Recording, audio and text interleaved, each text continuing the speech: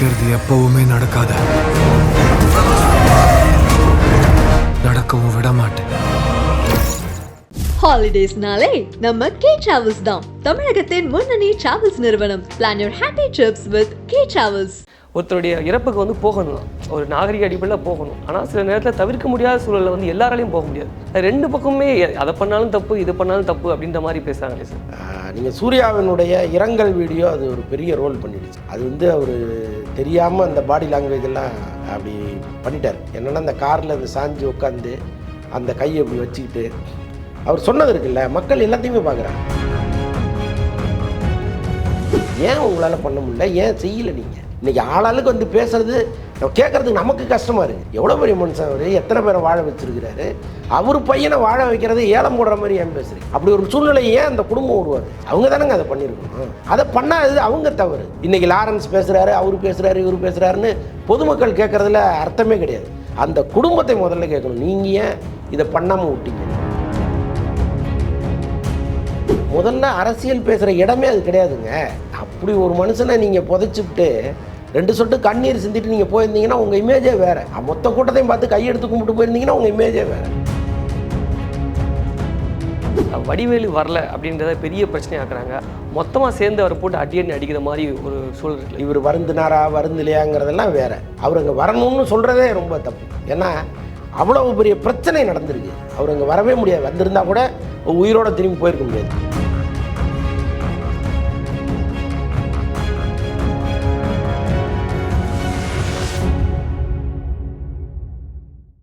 ஆகாயம் தமிழ் நேயர்களுக்கு அன்பு வணக்கம். நம்மோட மூத்த பத்திரிகையாளர் திரு அந்தன் அவர்கள் இணைந்திருக்கிறார்கள். வணக்கம் சார். வணக்கம். எப்படி இருக்கீங்க சார்? ரொம்ப நல்லா இருக்கேன் சார். சமீபத்தில் வந்து நம்ம கேப்டன் தவறிட்டார். அதில் வந்து வராத நடிகர்கள் வந்து அவன் வரல, இவன் வரல அப்படின்னு சொல்லி அது ஒரு பெரிய பஞ்சாயத்து ஆக்கிறத பார்க்க முடியுது. ஒருத்தருடைய இறப்புக்கு வந்து போகணும், ஒரு நாகரிக அடிப்படையில் போகணும். ஆனால் சில நேரத்தில் தவிர்க்க முடியாத சூழலில் வந்து எல்லாராலையும் போக முடியாது. இப்போ உதாரணத்துக்கு அந்த நேரத்தில் அம்மாவுக்கு உடம்பு சரியில்லாமல் இருக்கலாம், மகனுக்கு உடம்பு சரியில்லாமல் இருக்கலாம், இல்லை அவருக்கு கூட உடம்பு சரியில்லாமல் இருக்கலாம்.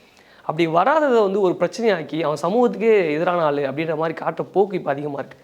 அது உங்களுடைய பார்வையில்? இல்லை, அது தவறு தான். நீங்கள் வந்தே ஆகணும்னு யாரையும் சொல்ல முடியாது. ஆனால் இவ்வளோ பெரிய மனிதர் ஒருத்தர் இருந்திருக்கிறாரு. அன்றைக்கி நான் ஒரு கடைக்கு ஜெராக்ஸ் எடுக்க போனேன். அந்த கடையில் அந்த அம்மா சொன்னாங்க, அவங்க என்ன பல யூடியூப் பார்த்துருப்பாங்க போல இருக்குது. சார் உங்கள் இதெல்லாம் நான் பார்க்குறேன், விஜயகாந்த் வந்து நாங்கள் ரொம்ப சாதாரணமாக நினச்சோம், ஆனால் விஜயகாந்த் இப்பேற்பட்டவராங்கிறது அவர் இறந்த பிறகு தான் எங்களுக்கு தெரியுது அப்படின்னு சொன்னாங்க.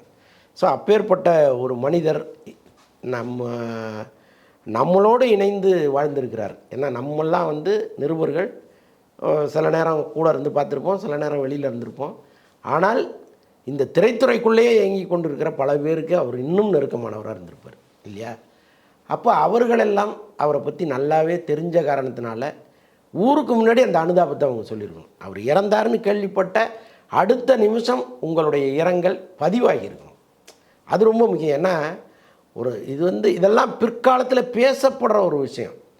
இது அஜித்தெல்லாம் ரொம்ப சாதாரணமாக கடந்து போகிறாரு. நான் அவங்கள்ட்ட கல்வி பண்ணிட்டேன், நான் எதுக்கு உலகத்துக்கு சொல்லணும், ஊருக்கு சொல்லணும், அவங்க புரிஞ்சுக்கிட்டாங்க அப்படிங்கிறார். அது கிடையாது. எப்போவுமே வந்து ஒரு மனிதன் இறந்த பிறகு எவ்வளவு கூட்டம் அந்த மனிதனுக்காக திரள்கிறதோ அதுதான் அவன் வாழ்க்கையில் என்ன பண்ணியிருக்காங்கிறது சொல்கிறது. அப்போது ஒரு மனிதர் இறந்தப்போ இவ்வளோ பேர் அஞ்சலி செலுத்தியிருக்காங்க, இவ்வளோ பேர் சோஷியல் மீடியாவில் வந்து தன்னுடைய கருத்தை பதிவு பண்ணியிருக்காங்க அப்படிங்கிறது தான் ரொம்ப முக்கியம். அதில் அஜித் மாதிரியான ஒரு மிகப்பெரிய நடிகர் உள்ளே இருக்காருன்னா ஒரு 20 வருஷம் கழித்து பார்க்கும்போது அது வந்து ஒரு பெரிய விஷயமாக இருக்கும். ஸோ அதெல்லாம் இவங்களுக்கு புரியல. அதைத்தான் இங்கே நம்ம குறை சொல்கிறோமே தவிர, இப்போ அவர் கேப்டன் வந்து ஹாஸ்பிட்டலில் அட்மிட் பண்ணாங்க, அவங்க குடும்பமே சொன்னிச்சு இது வந்து சாதாரண மருத்துவ செக்கப் தான், அதனால் யாரும் பதட்டப்பட வேணான்னு. இதே மனநிலை தானே மற்றவங்களுக்கு இருக்கும். இப்போ அதனால் அவங்க கிளம்பி வெளிநாட்டுக்கு போகிறாங்க. முக்கியமாக நடிகர் சங்கத்தை சேர்ந்தவர்கள், நடிகர் விஷால், கார்த்தி, சூர்யா, இவங்க எல்லாமே வெளிநாட்டுக்கு போயிட்டாங்க. கேப்டன் சீரியஸாக இருக்கார், இன்றைக்கோ நாளைக்கோன்னு இருக்காருங்கிற மாதிரி தகவல் வந்துன்னா யாரும் போயிருக்க மாட்டாங்க. ஏன்னா அவங்களுக்கும் வந்து இது மக்கள் மத்தியில் நம்மளை என்னவா பேசுவாங்கங்கிறது தெரியும். அப்போ இவங்க போய் குடும்பத்தோடு இறங்கின பிறகு உடனே கிளம்பி வாங்கினா முடியாது. இன்னொன்று, உடனே கிளம்பி வர்றதுங்கிறது அவங்க குடும்பத்தில் ஒரு இது நடக்கும்போது தான் வருவாங்களே தவிர, இன்னொரு குடும்பத்தில் நடக்கும் பொழுது அதிகபட்சம் ஒரு 2 சொட்டு இருந்த இடத்துல கண்ணீர் விட்டுட்டு ஒரு பதிவை போட்டுட்டு அவங்க வேலையை பார்க்க போயிடுவாங்க. இதுதான் யதார்த்தம். நீங்கள் யதார்த்தத்தை மீறி ஒன்று பேசிட முடியாது. பேசணுங்கிறதுக்காக எல்லாம் ஏண்டா வரல, நீ ஏண்டா வரல, நீ ஏண்டா வரலன்னு பேசுகிறதுல அர்த்தமே கிடையாது. நாம் திரும்ப திரும்ப சொல்கிறது அதுதான், இருந்த இடத்தில் உங்கள் பதிவுகளை சரியாக செஞ்சீங்களா, அதுதான் நம்ம கேள்வி. சிலர் வந்து வெளிநாட்டில் இருந்திருக்காங்க. ஸோ அடுத்த நாளோ 2 நாள் கழிச்சோ வந்து அவருடைய நினைவகத்திலே இப்போ அடக்கம் செய்யப்பட்ட இடத்துல போய் பார்க்குறாங்க. பார்த்துட்டு அவங்களுடைய கண்ணீரையும் ஒரு அஞ்சலி செலுத்திட்டு ஏதோ ஒரு பேச்சு கொடுக்குறாங்க. அப்படி போனவங்களையுமே அவங்களையும் கொச்சப்படுத்தி பேசக்கூடிய ஒரு அரசியல் நடக்குது இல்லை சார்? ஆமாம், இங்கே சூர்யா போனார், இப்போ அவரை தப்பாக பேசுகிறாங்க. ராகவ லாரன்ஸ் வந்து அவர் பையன் கூட நான் நடிக்கணும்னு ஆசைப்பட்றேன் அப்படின்னு சொல்கிறாரு, அதையும் தப்பாக பேசுகிறாங்க. 2 பக்கமுமே அதை பண்ணாலும் தப்பு, இது பண்ணாலும் தப்பு அப்படின்ற மாதிரி பேசுகிறாங்களே சார். இல்லைங்க, அது வந்து இப்போ நடிகர்கள் ஒரு விஷயத்தை செய்யும் பொழுது அது நடிப்புங்கிற மாதிரி தான் பார்க்கப்படும். நீங்கள் சூர்யாவினுடைய இரங்கல் வீடியோ அது ஒரு பெரிய ரோல் பண்ணிடுச்சு. அது வந்து அவர் தெரியாமல் அந்த பாடி லாங்குவேஜ் எல்லாம் அப்படி பண்ணிட்டார். என்னென்னா அந்த காரில் அந்த சாஞ்சு உட்காந்து அந்த கையை இப்படி வச்சுக்கிட்டு அவர் சொன்னது இருக்குல்ல, மக்கள் எல்லாத்தையுமே பார்க்குறாங்க. நீங்கள் என்னவா உட்காந்துருக்குறீங்க, உங்கள் பார்வை எங்கே இருக்குது, உங்களுடைய முகம் வந்து அந்த இடத்துல என்னவா இருக்குது, இவ்வளவும் பார்க்குறான் ஒரு விஷயத்தில். அப்போது அவ்வளோ பெரிய மனுஷனுக்கு நீங்கள் இரங்கல் தெரிவிக்கும் பொழுது எல்லாத்தையும் கவனித்து இரங்கல் தெரிவிக்கணும். அப்போ அதை நம்புறதா, நீங்கள் இங்கே வந்து இதை அழுவுறதை நம்புறதா அப்படிங்கிற ஒரு கேள்வி அவனுக்குள்ளே வரும்ல. இங்கே தான் பிரச்சனையே வருது. இந்த கண்ணீரை நீங்கள் அந்த வீடியோவில் போட்டிருந்தீங்கன்னா நீங்கள் இங்கே வந்து அழும்போது அவன் வந்து வித்தியாசமாக பார்த்துருக்க மாட்டான். ஸோ இதுதான் பிரச்சனை இதில். இன்னொன்று, இப்போ ராகவ லாரன்ஸ் வந்து சொல்கிறாரு, நான் ஒரு பையனுக்கு நான் வந்து என்ன வேணாலும் நான் செய்வேன், அவர் டபுள் ஹீரோ சப்ஜெக்ட் ஏதாவது இருந்ததுன்னா சொல்லுங்கள் நான் வரேன்றார். இது ராகவேந்திரா லாரன்ஸ் சொல்ல வேண்டிய வார்த்தை இல்லை, நியாயமாக சொல்ல வேண்டியது விஜய் இல்லையா? ஏன்னா அவருக்கு தான் இந்த கடமை இருக்குது, அவரை தாண்டி யாருக்குமே இந்த கடமை இல்லை. ஆனாலும் இன்றைக்கி ஆளாளுக்கு சொல்கிற ஒரு நிலைமை உருவாகிருக்குங்கிறதே கேப்டன் குடும்பத்துக்கு மிகப்பெரிய அசிங்கங்கிறேன் நான். அந்த அசிங்கத்துக்கு அவங்க வந்திருக்கக்கூடாது, அந்த இடத்துக்கே அவங்க வந்திருக்கக்கூடாது.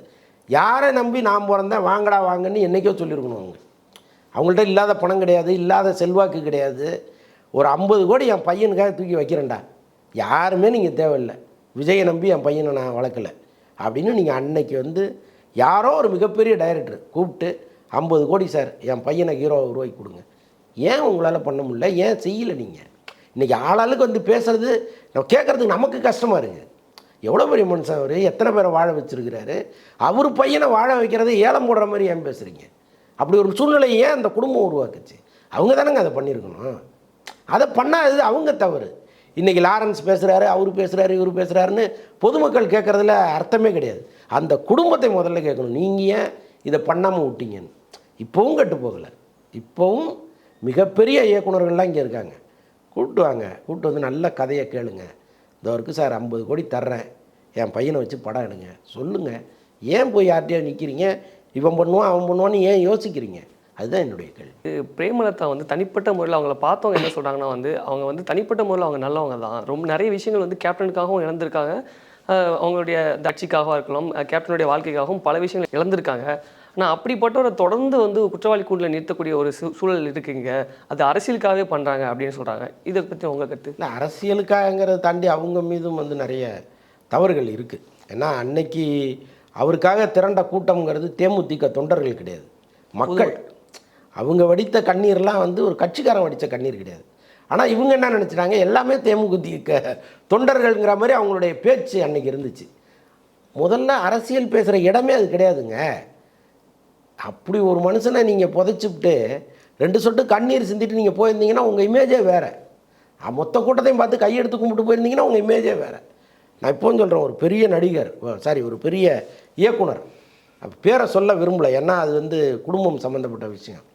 அவருடைய பொண்ணு வந்து ஒரு அசிஸ்டன்ட் டைரக்டரை லவ் பண்ணிச்சு.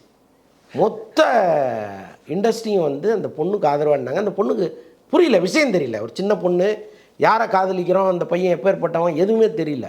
ஆனால் அப்பாவா அவர் கதறாரு, இவன் தப்பான பையன், இவனை நம்பி என் பொண்ணு போயிருச்சேன்னு கதறாரு. அந்த பொண்ணை மீட்பதற்காக வந்து நிற்கிறாரு. ஏன்னா 18 வயசு தாண்டின பொண்ணு, அதுக்கு எல்லா இதுவும் உண்டு, உரிமையும் உண்டு. ஆனால் அந்த பொண்ணு மனசை மாற்றி வீட்டுக்கு கூட்டு போகணும், இதுதான் சூழ்நிலை.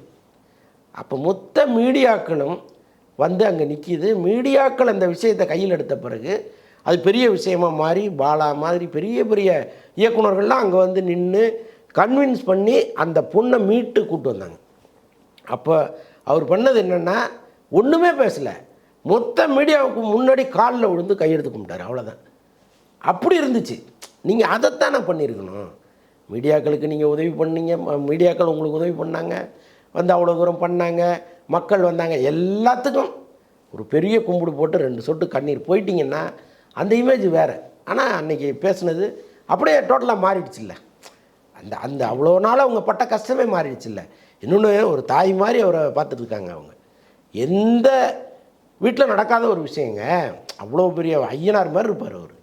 அவரை நீங்கள் குளிக்க வச்சு பராமரித்து பல் விளக்கி ஷேவ் பண்ணி யார் பண்ணுவார் யோசிச்சு பாருங்கள். அப்போ இன்றைக்கும் அவ்வளோ வசதி இருக்குது அவங்களுக்கு. நினச்சா ஒரு பெரிய ஒரு 4 நர்ஸு 2 மேல் நர்ஸு ஒரு பெரிய ஹாஸ்பிட்டலே வீட்டுக்குள்ளே வச்சுருக்கலாம். கண்டிப்பாக ரொம்ப ஈஸியாக அவரை பராமரிச்சிருக்கலாம். ஆனால் நான் ஒரு மனைவி இன்னொரு தாயாக நான் அந்த அவரை பார்த்து பண்ண அவங்க பண்ணாங்கல்ல, அதெல்லாம் எவ்வளோ பெரிய விஷயம். அது எல்லாமே அடிபட்டு போகுது இல்லை. அதுதான் வடிவேலு வரல அப்படின்றத பெரிய பிரச்சனையாக்குறாங்க. அதை எப்படி கொண்டு போகிறாங்கன்னா திமுக ஆதரவு நிலைப்பாட்டில் இருக்கார். ஸோ அது ஒரு அரசியல் காரணமாக இருக்கக்கூடிய அந்த பிஜேபியோ அதிமுகவோ இல்லை நாம் தமிழர் கட்சிக்காரங்களோ மொத்தமாக சேர்ந்து அவரை போட்டு அடிக்கிற மாதிரி ஒரு சூழல் இருக்குது. வடிவேலு விஷயத்தை பொறுத்தளவுக்கு நம்ம எல்லாத்து மாதிரியும் இதை பார்த்துட முடியாது. ஏன்னா இவருக்கும் விஜயகாந்துக்கும் நேரடி சண்டை நடந்திருக்கு.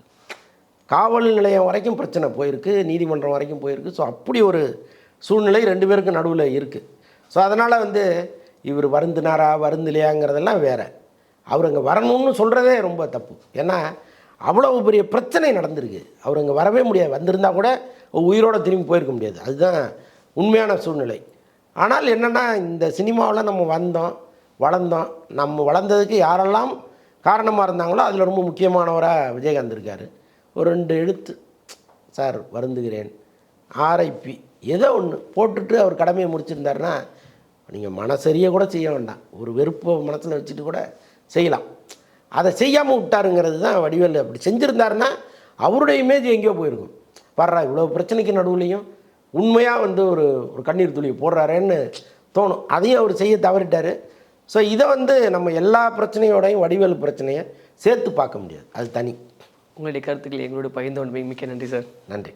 ஏலியன் பிளேன் கதை விடுறியா? அந்த பேரை சொல்லி கூப்பிடாது, எனக்கு பிடிக்காது. என்னடா இது பீச்சில் வாங்கின லப்பர் பொம்மை. ஹாலிடேஸ்னாலே நம்ம கே டிராவல்ஸ் தான். தமிழகத்தின் முன்னணி டிராவல்ஸ் நிறுவனம். Plan your happy drips with K travels.